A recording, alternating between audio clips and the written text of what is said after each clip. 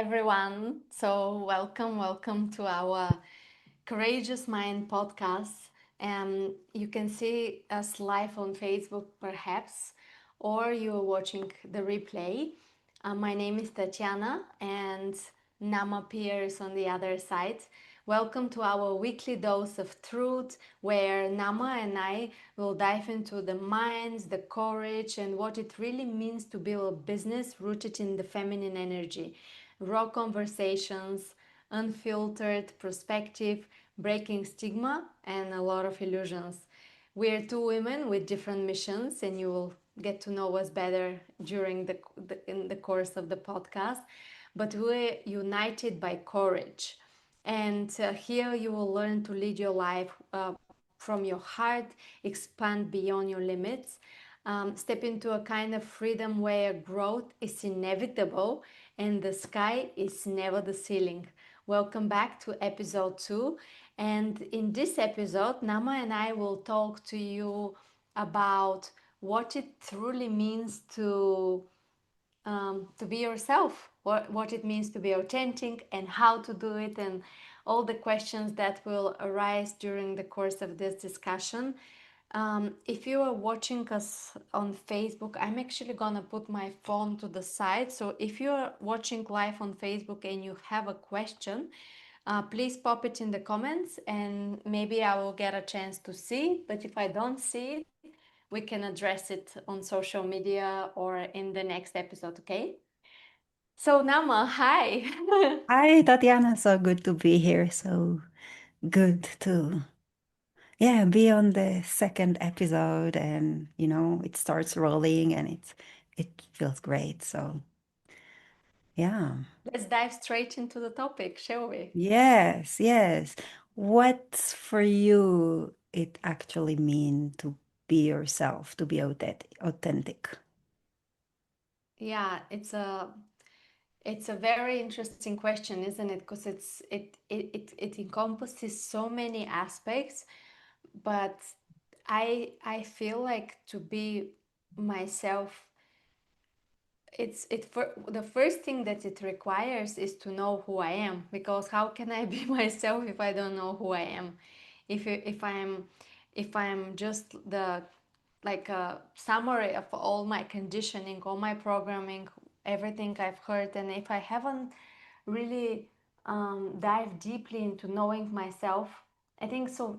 I think the first station of being who you truly are is to know who you are, and that's kind of also a journey of a lifetime, isn't it? Because it's like we are constantly um, experimenting with our lives to find out who we are and what makes us feel alive. And I can say for me, um, having dived a lot into soul purpose and understanding the difference between my human self and my soul self has helped me massively in understanding that I am not just this human dealing with human challenges and with like endless struggles and problems, but actually I'm an internal soul on a journey of expansion. That's my perspective. So I dive through life. I lead my life with this constant reminder that I'm an eternal soul on an ever expanding journey, and I will maybe later when you share also you I'll share, like, I found that I have a few anchors, a few value points that I have intertwined. I've done the work to find out, and I to find out and I've intertwined these values into everything I do, so that gives me meaning and reminder that I am into fully being myself, and I'm expanding and growing. Long story short, how about you? Yeah, I love that. And one of the things that you said, like this reminder to yourself that you are an internal soul on the journey of expansion, it brought me this image of like the expansion is going both sides. So as you grow, you you get into your future and see who you are becoming and your potential and all of that. And as this happen, you're also uncovering things from your past. And so the expansions is always going both sides, because the things that were out of your awareness from the past, now that you grow here, you can see them. So the expansion includes more and more of you, like more of Totally. your potential and more of your, like, what you already been. Yeah, Yeah, so I I, agree. I love that. And then um we rewrite the past, right? Like it's not only because if we uncover things that we didn't see, then we can read the past differently, and it means the yeah, past changes. yes, absolutely, absolutely, I love that. And yes, so, like, what it really mean, what it really means to be yourself. So one of the thing, I think it doesn't mean that you are always the same and you're always just show all of who you are in every space, in every place, and like everywhere you're just yourself. Like there is a certain mask or a character that you bring to different places, which I don't think is inauthentic. This, I, I believe that being authentic, being yourself, is knowing who you are in each of these places and having the freedom to really like the freedom from the thoughts of other people, the freedom from fear of being rejected, the freedom of freedom from fear of what they will say, or how they will accept me, like how will they see me, all of those fears that we may have in society with other people in our relationships. Like when you are just yourself, when you know yourself, when you're safe within yourself and you just accept who you are not worried about all of those things. So you can just be yourself in according to the situation that you're in. Mm. Can you talk to me a little bit more about your personal journey with that? Yeah, so I I grew up very quiet. We talked about it already. And I like when I got into social situation, I didn't know how to react or how to interact. And like all of the communication skill was kind of missing for me. I so so I would just observe. Mm. And and I think it's a very young age. I didn't know how to handle the rejection from society, from other kids. So when I was when I was rejected from like little things, kids playing and then like you don't play with us or you don't come to my home or whatever it is, like a little thing, but this stayed as like I don't belong here, so I don't, I'm not safe in this environment. And then and then it became personal. It became it became like, okay, I don't know if I can connect with these people because I don't know if they will accept me. And then when I came to the place that I can accept myself, sorry for the dogs if it's going to the other side.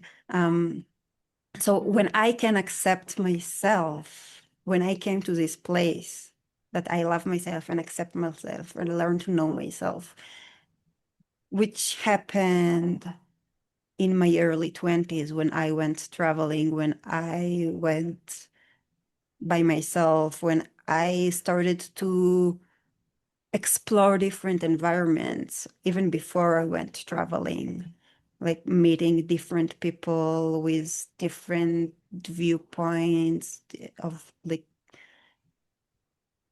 different perspectives on life. Then I could see that there is a range of like different people. Mm. So so and then if I can see somebody else that is different, that is a little bit weird or a little bit like something that we don't fit usually into society. When I see them and I say I actually like them, then it gives me the permission to be like, oh, I can also be a little bit weird and somebody will like this. And then eventually it comes to this place that I learned to accept and love everything that I am. And then I don't need anymore this permission from other people. I don't need the permission like to be liked by them. I can be who I am, and if they like it, welcome. And if not, so not. Yeah. Like we won't be connected with everybody on the planet. We will find our people that resonates with us. And Yeah. yeah, so personally, I think the moment was like the moment that it really started to shift was in my early 20s when I started exploring different environments and finding different people and finding the connections that felt more aligned with who I was. And yeah, yeah, And how has it changed until now? yeah. So since then, yeah, it's absolutely this expansion that we started with, this expansion of we are going through this,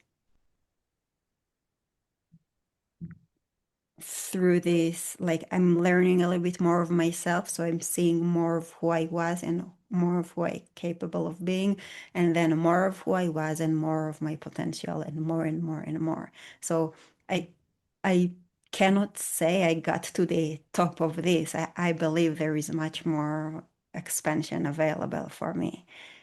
And so now I really feel safe in most of the environment that I'm in. In most of the places, I feel safe to be myself and to play my role without this fear of what would they think, how would they feel. And by the way, how would they feel is actually quite a strong thing for me. Like it's more than what would they think. Uh, because I don't know exactly where it comes from, but it's something that for me is like I don't want to make them feel bad. And more so what would they think about me? More like this is the place that I still have a little bit more to discover and find this, like, find this place of I'm not responsible to how they feel actually. Yeah. And it still comes sometimes because, like, I don't want to make them feel bad, so I just won't say that thing, or yeah, or just don't do this thing, or so it happens. Like, this is the place that it still happens sometimes for me. um Mm. To stay quiet when you have something to say, just so that it doesn't bother someone else. yeah, it won't cause pain to others, Mm. which sometimes I think it's a good decision to not say something if you know it's gonna cause pain to somebody else, especially if there won't be really a good outcome of that thing. Like, sometimes you need to tell somebody because it will bring them more awareness, it will help them change something, it will help them to get better at like a specific thing, and like improve their skills, improve their something. But sometimes that if you say it, the only thing that it's gonna do is to hurt them and nothing else. So then don't say it. Is there, but is this belief? Can we challenge this belief? Because first of all, we never know the outcome of something. Because if first of all the main purpose is to share ourselves and not to stay quiet, and when we know that our words will impact someone else's behavior, someone else's also how they feel, and we guess that it will hurt them because they're not ready to hear what we have to share.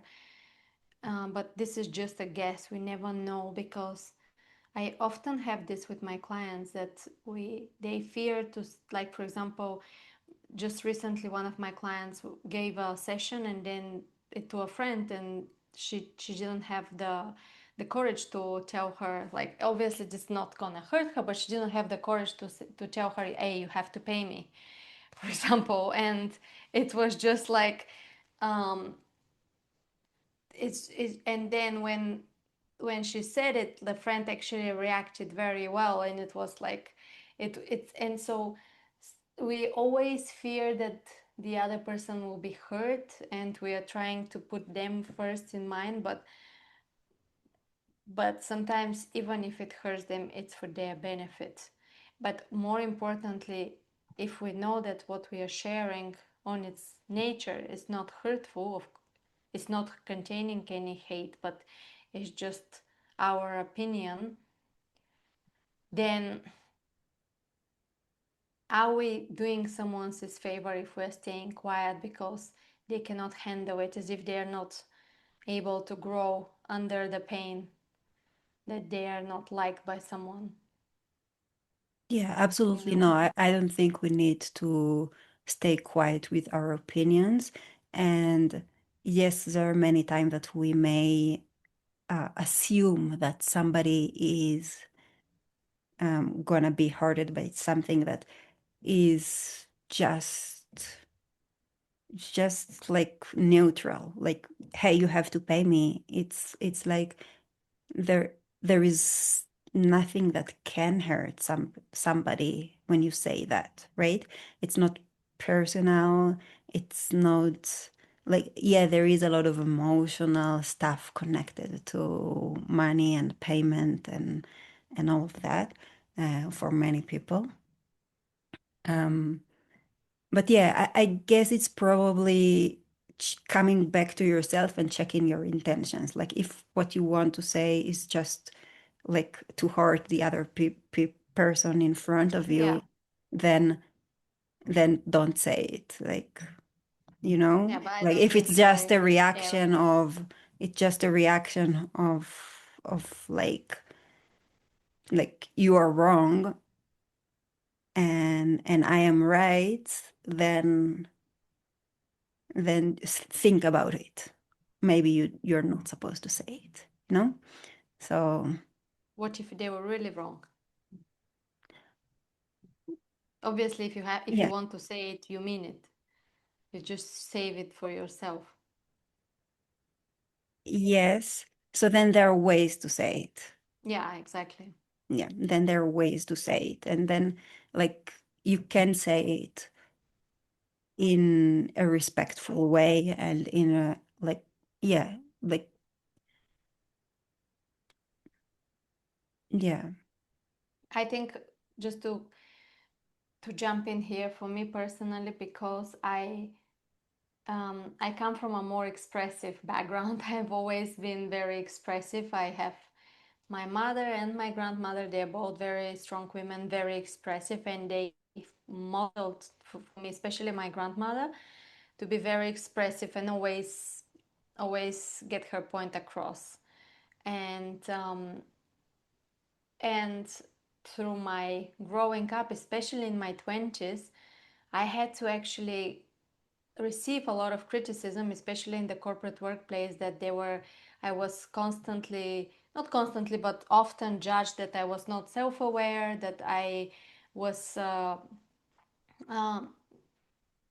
saying something that was inappropriate and things like this. And this this feedback, and I was living back then in England, where people are much more proper and considerate how they speak, um, and and I took it as a feedback that I have to change myself, that I'm not good enough. Basically, that's how I translated it for myself. So I became very self-conscious, and I was thinking for myself, like, oh, maybe I should hold back, maybe I shouldn't say the things that are coming to me.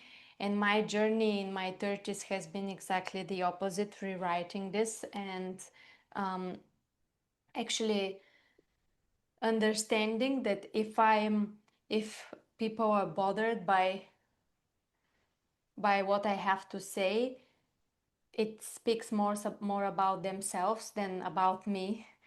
And with the addition that what I have learned is how I say it became important, and also the most important thing was also the timing of when I say it, because this is, I think, where my advancement has, when my mastery has become more like embodied. I realized that I shouldn't hold back, but sometimes when something happened, if I expressed it right away, then I was not receiving the outcome that I was aiming at, because the person, there were many other people, the situation didn't have enough space for the other person to receive my feedback, for example. So this is where I have realized, and I've become more moderate, like more considerate of how I speak, and how I I am, one second, how I am, how basically I am in my life, because I have learned that it's timing and how I say it, but not to hold back. yes, yes, absolutely. And I love that because yeah. So it also depends on which type of relationship you have with the person. There are relationships that you don't really care about and you don't want to improve, and it doesn't really matter to you if they stays or not. So then you can ask yourself, like, does it really matter to bring all of this into this specific relationship? And I had certain relationships with narcissistic people. And in that case, what I found, like, just to stay quiet was always better. Yeah. So it really also matter who is the person that comes in front of you. And one thing that you said that I think is very interesting to maybe go deeper into, that when you were in England, then something in your awareness of how you come across has changed, because it's a different culture and people are speaking differently over there. And so I think it's very interesting to hear from your perspective, from your experience, because you've been living in different places around the world, and it's really interesting to hear what each place brought out of you in this sense of being more and more who you are. I think it was not so much the place, it's more because I was at when I was there, it was at the beginning of my corporate career, at my career in general, and I was very like self-conscious. I was very self-conscious. I was very um, like insecure in myself because I was just starting to open up in a first of all in a new environment, and secondly in a like not only country-wise new environment but also like career-wise, like not being from the environment itself was very new to me. So it really um yeah, I really I feel like I took everything that I received as feedback as the truth. I didn't question it. I didn't have the self trust and the self confidence to question if everything that I was receiving as feedback is true. So I was just taking it um, as the truth. And then um, yeah, and then everything changed when um, later on I realized that maybe when I am very open and very direct, it bothers people, but it bothers them not because I'm saying something wrong, but it actually challenges their whole life perspective of someone allowing to speak out what everyone is thinking. And I think also with my career as a coach and a mentor and a speaker, this has been the leading power behind everything, is because it's so refreshing when someone speaks what everyone is thinks but no one dares to say it, and it feels so liberating, and it feels so refreshing to live on the cutting edge of like of truth basically.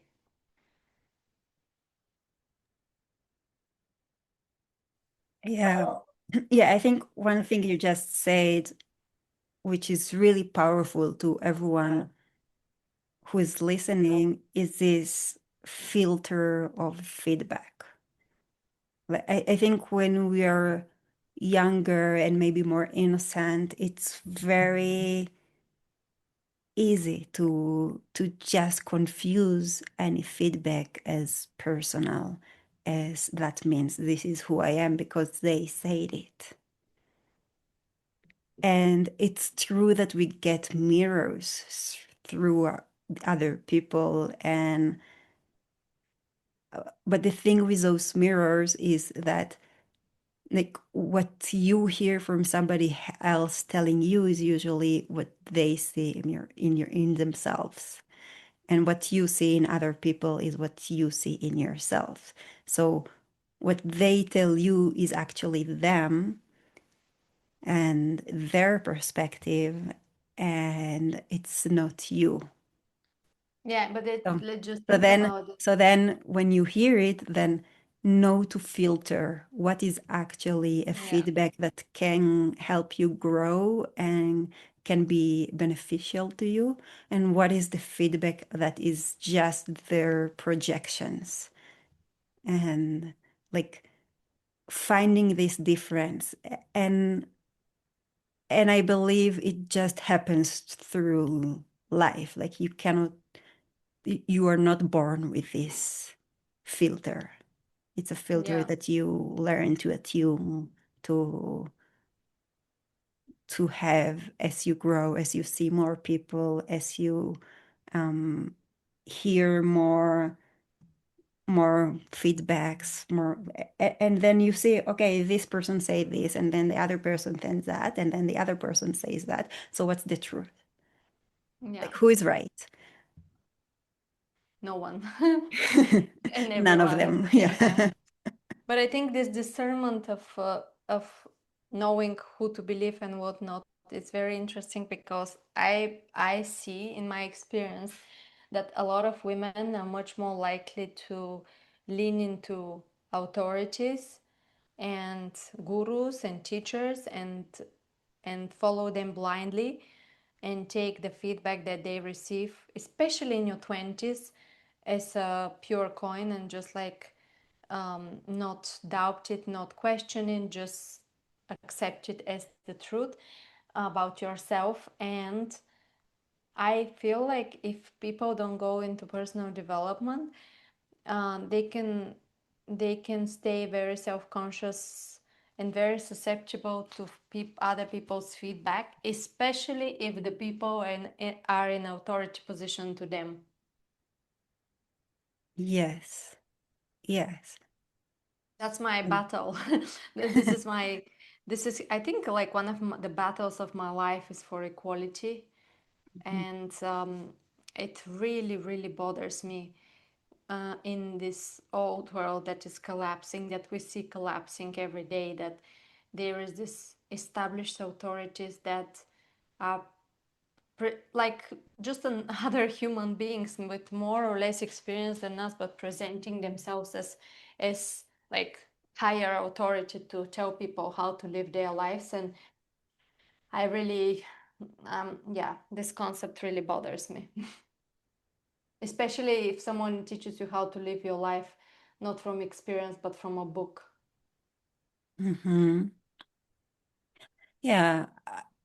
I believe what you really need to learn for yourself, and everybody need to learn for themselves, is to be their own authority. Exactly. Like you That's don't my really mission. need, yeah, you don't really need to ask for permission. You don't really need to check what everybody else is doing, thinking, saying, waiting for. Like, you just do what you want. And and I think especially women, we are not told that what we want is available. We're told that we are not allowed to want whatever we want. Like, there is what is allowed for us to want, and then there are things that we want that we cannot speak about because this is not part of what is accepted. Talk to me about these things. What are the things for you that you think? Yeah, so I think things we are not allowed to want is, for some, uh, big money. For some, it's easy life. For some, it's like rest. It's like you have to work hard to have, you have to be very, uh, you know, you're not supposed to stand out. Yeah. So don't wear those things that are like catching too much attention. Don't, yeah, don't paint your hair in blue, or I don't know. Yeah, you're not allowed to have attention. Yeah, yeah, you're not allowed to have You're extra not allowed to, attention. we're almost like, it feels like we're not allowed to age, right? Yeah, also we are not allowed to age. We are not, Because we yeah, are worthless if we are old, like yeah, supposedly. yeah.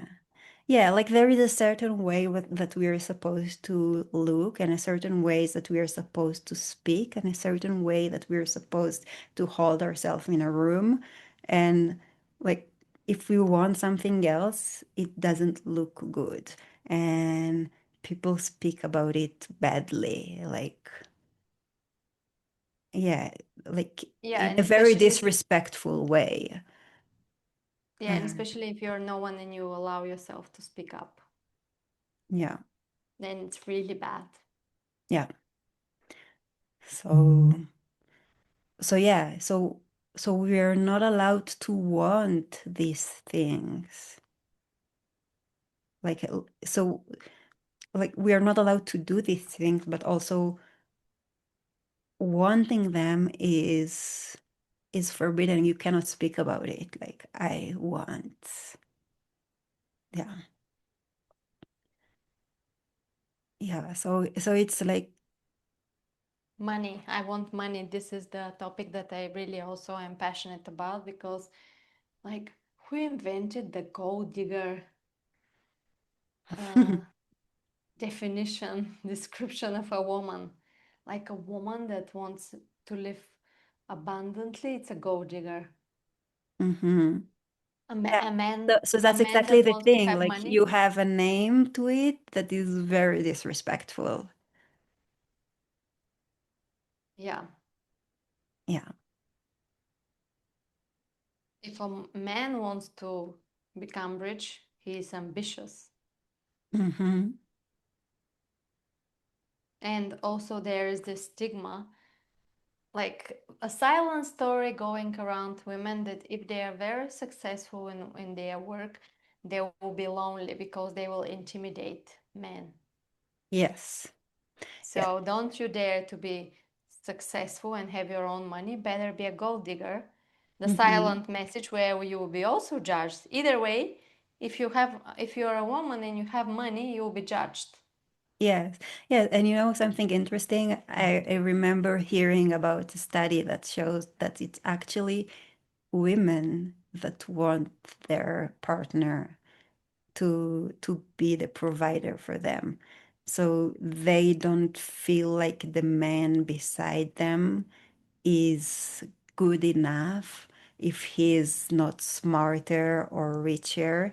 So this created this kind of a problem in our society because women now are much more educated and making much more money than they used to. Mm. And so it created this women in their late 30s and 40s that they still don't have a relationship and nobody's good enough for them because they are so smart and so rich and so, you know, and they cannot find a man that is good enough for them. They're so judgmental of men and like This was what the study said. yeah, yeah, it showed that they're like statistically this is happening. Yeah, I don't believe, I think this is conditioning also. And then we start living it, and it's Yeah, true but that, what I'm saying, this conditioning is of women too, you know?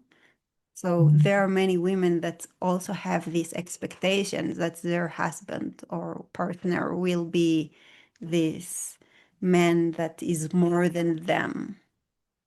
which is normal, I think. Yeah, that's the In order, normal.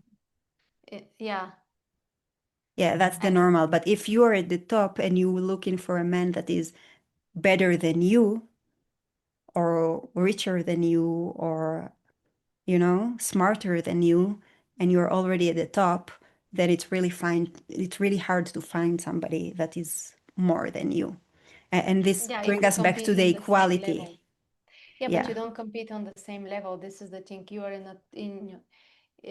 in top of your game of something, like, I don't know, let's say you're a top business coach, but there is still a man who can be on top of his game, which will create the polarity in the relationship. So it doesn't mean that he has to be, the main thing is that he there is a polarity, that he provides something bigger than you.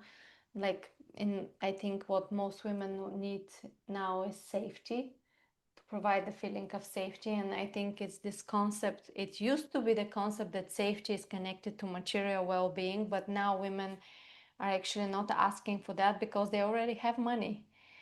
They express themselves, we express ourselves, we pay our rent, we travel around the world safely. So it's more this safety of like we are we are together against the unknown future, but I'm next to you, I'm here to stay. And I think that's what women are searching, and it's misunderstood that safety means provider. And if a woman is a millionaire, how, like, obviously her chances to find a millionaire are lower, but also there are so many millionaires nowadays that is not, it's not so low, and actually she just needs one.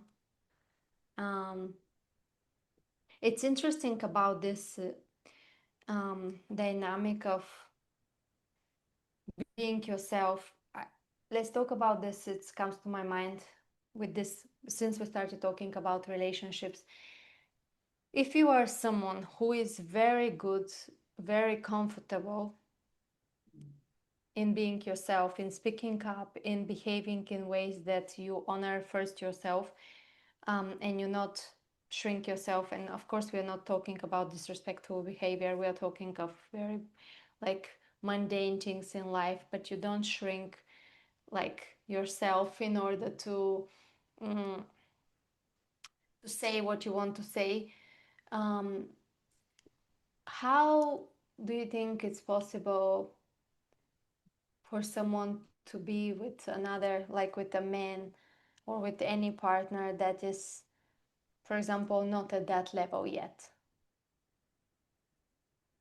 Hmm. So you are very authentic, Outspoken. very confident. You are just you. You feel safe to say whatever you want to say, Yeah, and and the your partner is not. partner isn't there. Yeah. Do you think it's Mm. possible? I think it's possible, and it requires a lot of patience. Yeah. Yeah, yeah, because if you are in that space, you know what it took for you to get there. And then if you see your partner isn't there yet, you need to have a lot of patience if you want to keep the relationship to let him or her get there. Yeah. And there are ways that you can support them also in reflecting back to them, like right now you're afraid of saying something. What is it? Like because if you are in that space, you can immediately see when somebody is not there. You can immediately see that, okay, there is something there that they're not saying. There is something there that they are not aware of. There is something there that they shrink themselves right now. So Yeah. help them expand, like give them the space. So if they are shrinking, that means they're going a little bit back. So then your way to help them open up is not like leaning into them and trying to pull it out. It's more like going also a little bit like giving the space and opening the space. It can be with a question or with a statement or with like a recognition of like, I see you, I see there is something there, I'm here open for this. And so that is in a one-on-one setting when you are with that partner. But how about when you are in a social environment? And I feel this is a very interesting question. So sometimes when we are in a social environment, supposedly the masculine is the one that keeps the boundaries of the relationship. That's the safety we mentioned earlier, right? And if the masculine is not um, there yet to speak up, to to honor the boundaries of the relationship, of the unity. If someone is, let's say, even someone is inviting you somewhere and you both don't want to go, you know that you don't want to go, but it's you who have to put the boundary, always answer, always speak up. How do you think this feels? Because, like, yeah, it's very interesting to explore this. I find it in a lot of couples when the woman is the one who is always speaking, it feels a little bit like she's dominating the relationship, especially on the behalf of the relationship of the couple to other Mm. people. And at the same time, I think in leadership there has to be a leader. So whoever is the leader takes that place, whoever feels more comfortable in that place. And I think that's why it's so good if both partners are at the same level, so that they can take turns in expressing the interests of the couple, rather than just the woman being speaking for the whole. Yeah, so I think in this case, there is also this thing that is changing over time. So if I'm looking on my relationship, because it's normal that if someone is taking the leadership, the other one is softer. So, so for many strong women, the challenge is actually to allow the masculine to take the leadership and Yeah, like if to he can. surrender and to soften and to receive this protection that they really want, but kind of afraid to loosen the grip from. And and so if I'm looking over time on my relationship, there were a time that my husband was more dominant, and there were times that I was more dominate.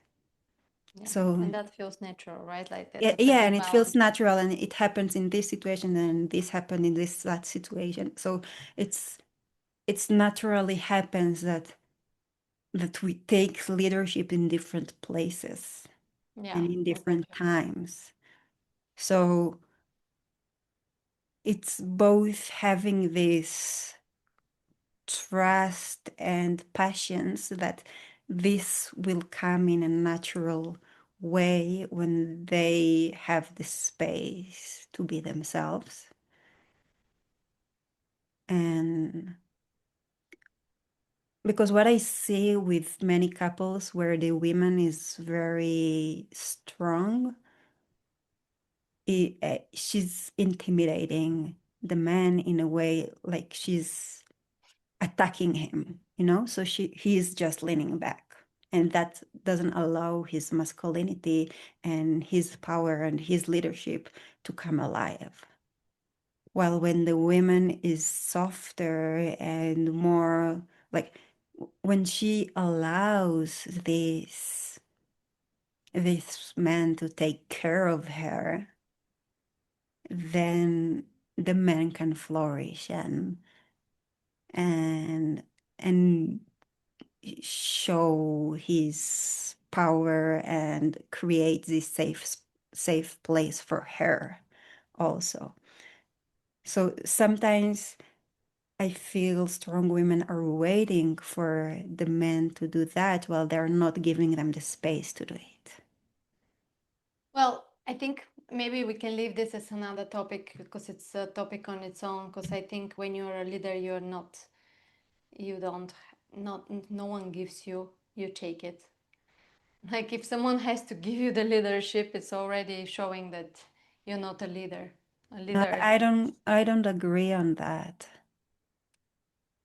I don't yeah, and I agree. think that's why it's Yeah. a good, maybe a good discussion for another. Yeah. I think it's a very good discussion for another Yeah. episode. Hmm. Yeah. I don't agree. I think leadership is something that, like, You can give it's a the word as a combination. It's leader a to everyone. combination. Yeah. You can give the word to everyone to speak, but you give it because you are the leader. Yes, you give it, but also, like, it's not something that you're taking. It is something that you're receiving because I of who you are, but not you're not taking it. I think it's more active because it's masculine. It's not because receiving it's all about feminine, and that's you. I think leadership is about taking the charge, being aware, being in more of the. And this is also something to bring it back to our discussion right now. It's like when you want to be who you are, like if let's say you have a very dominant mother and she's like, you have to be more authentic, you have to be more yourself, and it's like, here, speak. It's not how it works. It has to come from the inside. We have to really take the opportunity, because when we receive it from outside, it feels like pressure. It feels like, um, yeah, we are, can we really receive it? Whereas if we want it, we take it, because we take the invitation to by life to grow and to speak out our thoughts. But and this is also why it's so important to seek for this authenticity, because often what self-conscious people will do is like they will have a huge, enormous, like super big internal dialogue, but this dialogue will never surface, will never take, will never be seen in life. Like it will always be just internal dialogue. And I think I've seen it personally with people too, like because this dialogue is so emotion, creates a lot of emotions. It creates addictions like smoking, drinking, reels, something to distract from that inner dialogue, because it's so, if so many things are happening up here, but nothing is really released outwards. Um, so yeah, I think in order for us to be ourselves, our parents can invite us, can model it to us, but they cannot give us this leadership, because I think being yourself, it's self leadership, right? Like being your authentic, it's self leadership, knowing that you matter, that what you have to say is important, that your life is important, that your opinion is important, the way you think is important. um, it is self leadership. How do you lead yourself? And it's an initiation in life which we have to take, because if it's given, it's it doesn't work if it's given, really.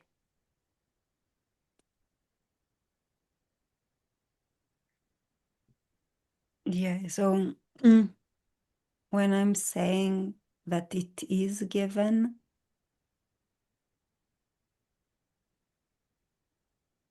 so you have your self leaderships, which is who you are. But then if you are speaking about leadership within a group of people and you are the leader there, then this is something that is given. Because if you take it, you're not a real leader. So I think these are, yes, those are both different things. And self leadership cannot be given. Self leadership is something that you find in yourself. You find in yourself this authority to do what you want, to ask for what you want, to live your life the way you want it, and say the things that you have on your mind. But how is, And so if you're a group of people, you think we vote who should be the leader, and everyone lifts their hand, and it's like, this is how it works, like how the stupid politics work right no, now. no, no, I think it's much more natural. Exactly, It's but much more it's natural, natural but I because don't the think lead. it's taken. Like It I is don't. taken. I think it is given. I don't think it is taken. So you give it to the person. You say, you are my leader. Yes. Yes. So you give your leadership away to someone else. In a group setting, if someone else is the leader, yes, I'm giving the leadership to someone else. And it doesn't mean for me that I lost my authority on myself.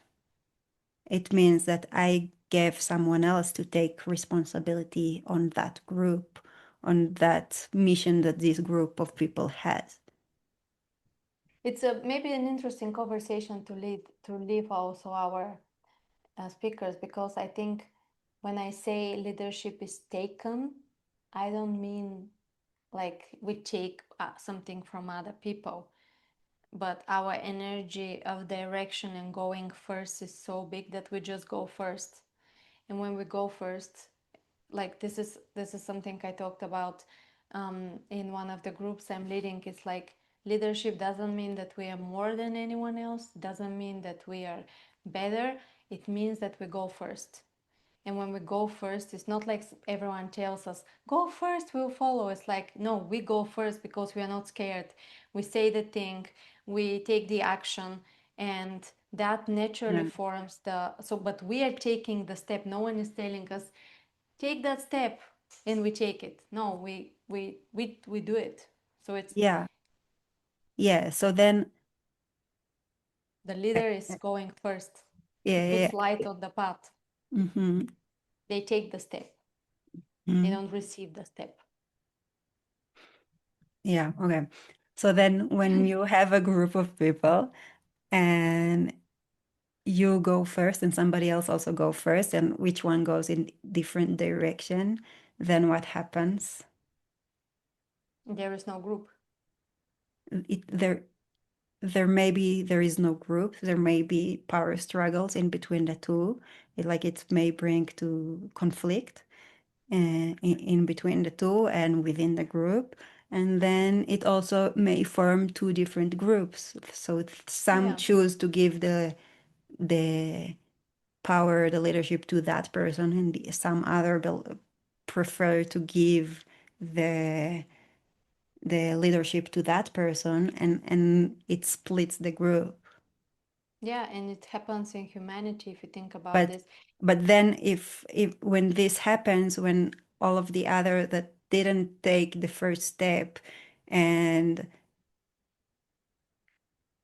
gives the power to this other person or this other person, it was given to them because people But the follow. leader doesn't need the power to lead. The other people that they give their power is their thing, but the leader doesn't. It's a leader because they have enough power within themselves to lead themselves to go first. They don't need, if someone is waiting to the whole group to give them their power so that they can make the step. They are not a leader. They're just someone who was put the title to go first. But the leader has the power within themselves to go first, and the others decide for themselves. Do I trust this person? That's what this all the invisible dynamics within humanity happens. Is like if this person, if I feel them trustworthy, I'm just gonna follow them. So it means in some way I'm giving them trust, and I will follow them. But nowadays, with all this authenticity and individualism, people say, I don't want to follow them. I will go my way. I'll find my way. And I think that's where, like, if you think about communism, it was more like this, like one will go and everyone equal follows. But if you think about modern capitalism and like entrepreneurship and like all these ways of being, it's like, okay, everyone goes and finds their own path and it's okay. And but in as like creatures of nature, we've seen this with birds. Like one bird is always first and everyone is following without having a discussion. They just, it's a energy, because they, I feel like power is this energy is so big that it overpowers, like it just, it goes and everyone else is not thinking, they're just magnetically following the first one. In nature, like with birds, I've watched birds flow, like that's why there's so much um, harmony. But also with humans, because we don't have, if you think about birds or other animals, they do it for survival, right? Like they stay together for survival, for food, and for like to protect themselves. Humans, because we don't have this danger anymore, we are given the opportunity to be more individualistic and more kind of autonomous. However, this is where it's also like we can question a lot of things, because it's like, how can we become autonomous but don't become the cancer in the society, right? Like that doesn't cooperate and doesn't disturbs the whole machine. So yeah, it is very, and then yeah, it brings up a lot of questions, but in general I feel like it's we have to take this like the opportunity, going back to self leadership. Even like we are the ones, this is why what I've seen happens in a lot of groups, like let's say in a retreat, that if we don't, if me as the facilitator don't give the word to everyone, some people will never speak, Mhm. right? Yes. Yes, so when you look at this dynamic in birds, you will see the bird that goes first, and then she change place with the bird that goes last, because it takes much more power for the bird that goes first to open the air for the other birds that comes behind her. And then this place is always in replacement. It's never only one bird that goes first. And then what, like another question that came up is, if we are looking on self-leadership, then if you are going to uh, into a group, let's say in the coaching industry, you're going into a mastermind, and then there is the one person that created this mastermind and they're the one leading it. Does it mean that you being there, does it mean that you don't have your self leadership if you gave them this power to lead you? You have self leadership but not group leadership, because there is already a group leader, Yeah, right? but you gave it to them. you you join the group, Mm-hmm. so they are leading you in some way, right? Like Yeah, that's why we join the group. yeah. And that's where this also when it becomes unethical, that you join someone's establishment and try to steal clients, right? Mm-hmm. Because it's already established by someone else, and it's very interesting. Yeah, yeah, it's an interesting dynamic, and and yes, and it also, we need other people. We cannot live alone. And it has been shown also that if you are alone enough time, you start to question your existence. Like you don't know who you are anymore. You need a mirror of other people in your life. And and so we are meant to be with other people, and it means that you always have this dynamic of one take leadership and the other one allow this to happen, and the other way around. In another time, you are the one taking leadership and the other one is following and coming along with you. And In partnership, yes. In in some roles, partnership, no. and I believe that also in groups too. So Depends. Like in our mentorship, like you will never lead Melanie on layer. In yeah. like it's Mm-hmm. Yes. And maybe I'm wrong, maybe you will, who knows? who knows? But Yeah. yes, and like the dynamic within the group isn't meaning, like, where when you are looking on a group, then you're looking at, okay, right now there is this person who leads this group, and maybe within this group nobody else ever will lead, but maybe you will start leading and some people will come with you over here. and from over here, and so Yeah. um so yeah, but it always this, there is the moment that you allow somebody else to lead you, and it doesn't mean that you lost your authority. Mm. And there are times that you will be the one leading, and it doesn't mean that you are taking the authority of everybody else that around you. Yeah, no, absolutely not. Uh, and that comes back to this discernment of who you are, and and what are you for yourself, and how you choose for yourself and lead yourself, and just allow yourself to be yourself, and allow yourself to want what you want, and allow yourself to go behind your dreams, and to say the things that you think, and to say the things that you want to say, and also to not say the things that you don't want to say, because you don't have to say everything. If there is something that you want to keep to yourself, you're allowed to. And Yeah, exactly. like, yeah, you, yeah, but like, there is nothing you have to do. Yeah. Well, I think the only thing we have to do is to grow up sooner or later. But even that, you don't have to. Like, you want to stay a Yeah, baby your not in whole this life, stay a lifetime. baby. Like, you will find Yeah, your people that can take care of you as a baby. not like a baby, but like a Yeah, child. yeah, yeah, yeah. Yeah, that's what I mean. Like, like you will find the people that can live in that dynamic that you choose to live in. But if you want something else, you're allowed to do it. Yeah, And yeah, you will need to grow for this.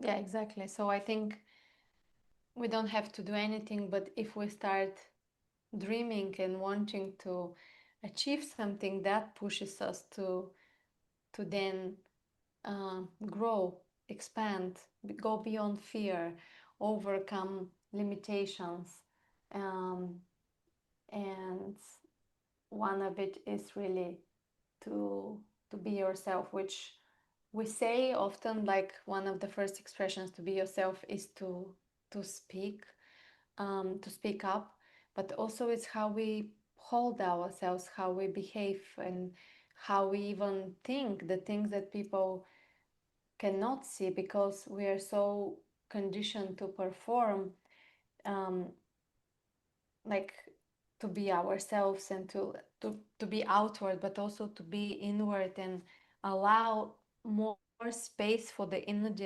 dialogue to be dominated by what's really important to our soul, then to then to go through like digesting what everyone says. That's also kind of finding space more for yourself, right? More for your medicine, meditating, spending more time alone.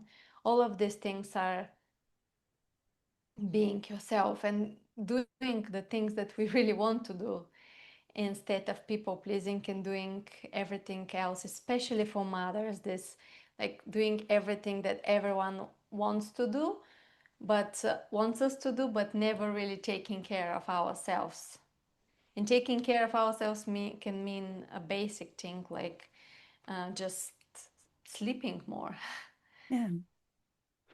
Yeah, it's taking care of ourselves is like, it's essentially the basic things, like sleep more, make yourself a good breakfast, drink water, move your body. One last question that comes to my mind is like some people, some women take this role of the martyr. Like, this is me, I'm the savior for everyone, I'm gonna take care of everyone. And it's very interesting because, like, there is this places in our behavior that we can extract a lot of value for ourselves by doing things for everyone else. Yeah. And like Mother Teresa, right? Like Hmm. completely give up yourself and Yeah, which just is put the other. the image of the good women, right? Like this is Yeah, the image that we learn to aspire to. And we used well, to, yeah. yeah, and we learn that this is who we need to be, and if we're not that, we're bad. Or and yeah, and I don't think none of who we are or what we are or who we choose to be is inherently good or bad. It just is. Yeah, So like, and it's society that gives meaning to things, that this is bad, this is good. But if we are someone, we are somebody, we are something that we want to be, it's not good and it's not bad. It just is. It's just who we are. I think for women that like accepting this role of the martyr and the sacrifice for the family, what I have seen from my experience, from my personal experience, for example, my grandmother used to be like this, and now she is with dementia and with Alzheimer, and she's completely like dependent on other people, or like not completely, but like very dependent, and it just I it I can't stop but like can't help myself but ask if she took more care of herself, if she had a better diet, if she rested better, if she healed her anxiety, could she have avoided like such a strong woman now to be so dependent? Because she used to be very strong, but also very embodied in this martyr, like always putting her children and her family first. And for me, if someone is listening and is embodied in this position, is to question from where is this desire coming. Is this like a really, because I believe that there are souls that are born on this earth like Jesus to serve, really to serve, but often it's a mask. What you mentioned earlier, often it's a social mask in order to be loved, in order to be accepted, and actually inside creates a lot of resentment and a lot of processes that no one is seeing, but then they show the results later on in life. Yeah. So I think yes and no. Like yes, take more care of herself and make make her aging a little better, but then also knowing that part of our life process is requiring dependency. So as a baby, you're dependent, and as a very old person, you're also dependent. As you're getting weak, you are getting more dependent on other people. And as a strong woman, it's really hard to accept sometimes. And I see it also with my grandmother. Like she hated to have somebody to be dependent on, but at some point like there is no choice, like that's it, you cannot do things by yourself anymore. So it happens, and it's part of life, and accepting this part is also important, I think. And knowing that being dependent after having a very strong like life as a very strong woman is like, yeah, you can also be dependent and you can accept this help and support from other people, and there is season in the life for each For everything. stage. Yeah. Yeah. So yeah. And Hard then to accept, for yeah, sure. yeah, so accept yourself also in your weakness and the Yeah. places that you do need support, and enjoy this support, because that's part of what love is being a support to each other. And you are a support to somebody that you love, not because you want them to love you, it's because you love them. Yeah. Yeah.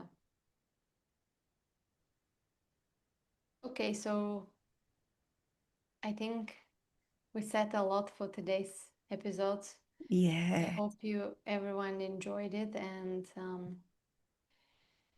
yeah, we will be together next week, the same time, same place.